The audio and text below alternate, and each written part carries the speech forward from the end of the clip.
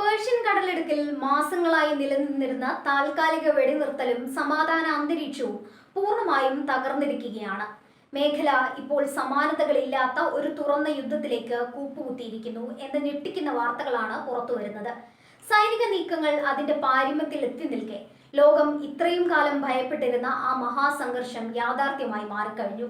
American സൈന്യവും Iran revolutionary ഗാർഡ്സും ഇപ്പോൾ Persian കടലിൽ നേർക്കുനേർ പോരാടുകയാണ്. അത്യന്തം പ്രകോപനപരമായ ഒരു നീക്കത്തിലൂടെ ഇറാനുമേലുള്ള നാവിക ഉപരോധം ലംഘിക്കാൻ ശ്രമിക്കുന്ന കൂറ്റൻ സൂപ്പർ ടാങ്കറുകൾക്ക് നേരെ അമേരിക്കൻ വ്യോമസേന ശക്തമായ വ്യോമാക്രമണം ആരംഭിച്ചു. ഇറാന്റെ എണ്ണ വ്യാപാരം പൂർണ്ണമായും തടയുക എന്ന ലക്ഷ്യത്തോടെയാണ് US സെൻട്രൽ കമാൻഡ് ഈ നിർണായക ഓപ്പറേഷൻ നടത്തുന്നത്. ഇതോടെ കടലിടുക്കിലൂടെയുള്ള എണ്ണക്കടത്ത് പൂർണ്ണമായും നിലച്ച അവസ്ഥയിലായി. ഒരു വ്യാപാരപാത എന്ന നിലയിൽ നിന്ന് ഹോർമുസ് കടലിടുക്ക് ഇപ്പോൾ ഒരു സജീവ യുദ്ധമുഖമായി പരിണമിച്ചിരിക്കുന്നു. ഏകദേശം 166 ദശലക്ഷം ബാരൽ എണ്ണ വഹിക്കാൻ ശേഷിയുള്ള 70ഓളം കപ്പലുകളെ അമേരിക്കൻ നാവികസേന ഇതിനകം തടഞ്ഞുവെച്ചതായാണ് റിപ്പോർട്ടുകൾ സൂചിപ്പിക്കുന്നത്. ഇതിൽ ഉപരോധം ലംഘിക്കാൻ ശ്രമിച്ച 2 കൂറ്റൻ VLCC ടാങ്കറുകൾ അമേരിക്കയുടെ മിസൈൽ ആക്രമണത്തിൽ തകർന്നു. ഈ കപ്പലുകൾ ഇപ്പോൾ കടലിൽ പ്രവർത്തനരഹിതമായ നിലയിലാണ്. സാമ്പത്തിക ഉപരോധം എന്ന ഘട്ടം കഴിഞ്ഞ് സൈനികമായ കടന്നാക്രമണത്തിലേക്ക് അമേരിക്ക നീങ്ങിയത് ആഗോള വിപണിയെ വൻ പ്രതിസന്ധിയിലേക്കാണ് തള്ളിയിട്ടിരിക്കുന്നത്. അമേരിക്കയുടെ ഈ നീക്കത്തോട് അത്യന്തം രൂക്ഷമായ രീതിയിലാണ് ഇറാൻ പ്രതികരിച്ചത്. അമേരിക്കൻ പടക്കപ്പലുകൾക്ക് നേരെ ഇറാൻ റവല്യൂഷണറി ഗാർഡ്സ് നേരിട്ട് ആക്രമണം തുടങ്ങിയതായി ടെഹ്റാൻ സ്ഥിരീകരിച്ചു. തങ്ങളുടെ അവകാശങ്ങൾ സംരക്ഷിക്കാൻ ഏതറ്റം വരെയും പോകുമെന്നും അമേരിക്കൻ നാവികസേനയെ പേർഷ്യൻ കടലിൽ നിന്ന് തുരത്തുമെന്നും ഇറാൻ പ്രഖ്യാപിച്ചു.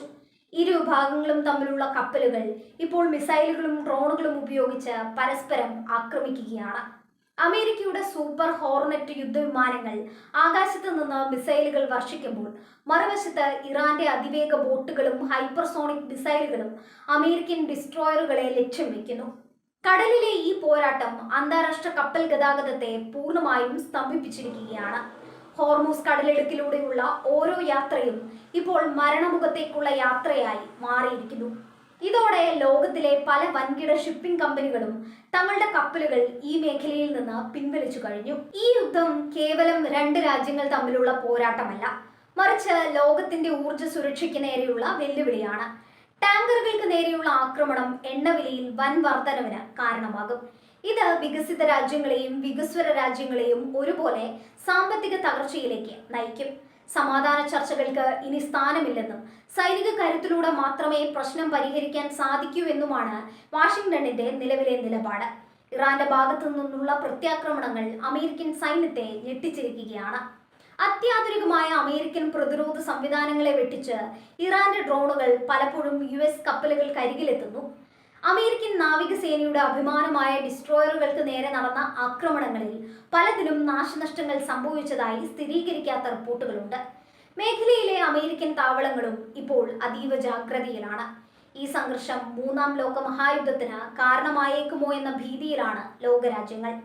റഷ്യയും ചൈനയും ഇറാന്റെ പക്ഷത്ത് നിൽക്കുമ്പോൾ യൂറോപ്യൻ രാജ്യങ്ങൾ അമേരിക്കയെ പിന്തുണയ്ക്കുന്നു. എന്നാൽ എണ്ണ വിതരണം തടസ്സപ്പെടുന്നത് തങ്ങളുടെ സമ്പദ് വ്യവസ്ഥയെ ബാധിക്കുമെന്നതിനാൽ യൂറോപ്യൻ രാജ്യങ്ങൾക്കിടയിലും ആശങ്കയുണ്ട്.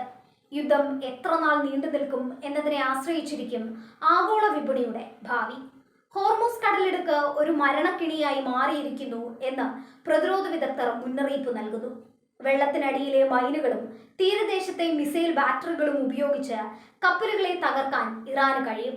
ഇതിനെ നേരിടാൻ അമേരിക്കൻ വ്യോമസേന നടത്തുന്ന ബോംബിംഗ് മേഖലയിലെ പരിസ്ഥിതിയെയും കടൽ ജീവിതത്തെയും ദോഷകരമായി ബാധിച്ചിട്ടുണ്ട്.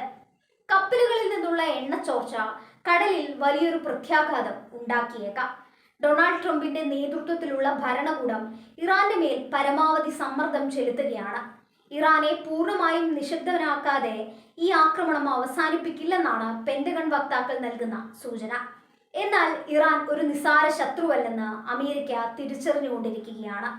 പതിറ്റാണ്ടുകളായി ഉപരോധങ്ങൾക്കിടയിലും ഇറാൻ വളർത്തിയെടുത്ത സൈനിക ശേഷി ഇപ്പോൾ ലോകം കണ്ടുകൊണ്ടിരിക്കുകയാണ്. യുദ്ധം ശക്തമായതോടെ സൗദി അറേബ്യ, UAE തുടങ്ങിയ അയൽ രാജ്യങ്ങളും കടുത്ത ആശങ്കയിലാണ്. തങ്ങളുടെ അതിർത്തിക്കുള്ളിലേക്ക് യുദ്ധം പടരുമോ എന്ന് അവർ ഭയപ്പെടുന്നു. മേഖലയിലെ വിമാനത്താവളങ്ങളും എണ്ണ ശുദ്ധീകരണശാലകളും ഇറാന്റെ മിസൈൽ പരിധിയിലാണ്. ഏതെങ്കിലും തരത്തിലുള്ള തിരിച്ചടി ഉണ്ടായാൽ അത് മേഖലയെ മൊത്തം ചുട്ടുചാമ്പലാക്കാൻ പോകുന്നതായിരിക്കും. സൂപ്പർ ടാങ്കറുകൾക്ക് നേരെയുള്ള ഓരോ മിസൈൽ ആക്രമണവും ലോക സമാധാനത്തിന് നേരെയുള്ള ആക്രമണം കൂടിയാണ്. കോടിക്കണക്കിന് ഡോളറിന്റെ ചരക്കുകളാണ് ഇപ്പോൾ കടലിന്റെ അടിത്തട്ടിലേക്ക് പോകുന്നത്. ഇൻഷുറൻസ് കമ്പനികൾ ഈ മേഖലയിലൂടെയുള്ള കപ്പലുകൾക്ക് പരിരക്ഷ നൽകാൻ വിസമ്മതിക്കുന്നത് വ്യാപാരത്തെ കൂടുതൽ പ്രതിസന്ധിയിലാക്കുന്നു. ഇത് ആഗോള വിതരണ ശൃംഖലയെ എന്നേക്കുമായി തകർക്കാൻ സാധ്യതയുണ്ട്. ഇറാന്റെ റവല്യൂഷണറി ഗാർഡ് തങ്ങളുടെ ചാവേർ ഡ്രോണുകളെയും സ്ഫോടക വസ്തുക്കൾ നിറച്ച ബോട്ടുകളെയും അമേരിക്കൻ കപ്പലുകൾക്ക് നേരെ അയക്കുകയാണ്. സാങ്കേതികമായി മുന്നിലാണെങ്കിലും ഇത്തരം ഗറില്ല യുദ്ധമുറകളെ നേരിടാൻ അമേരിക്കൻ നേവി പ്രയാസപ്പെടുകയാണ്.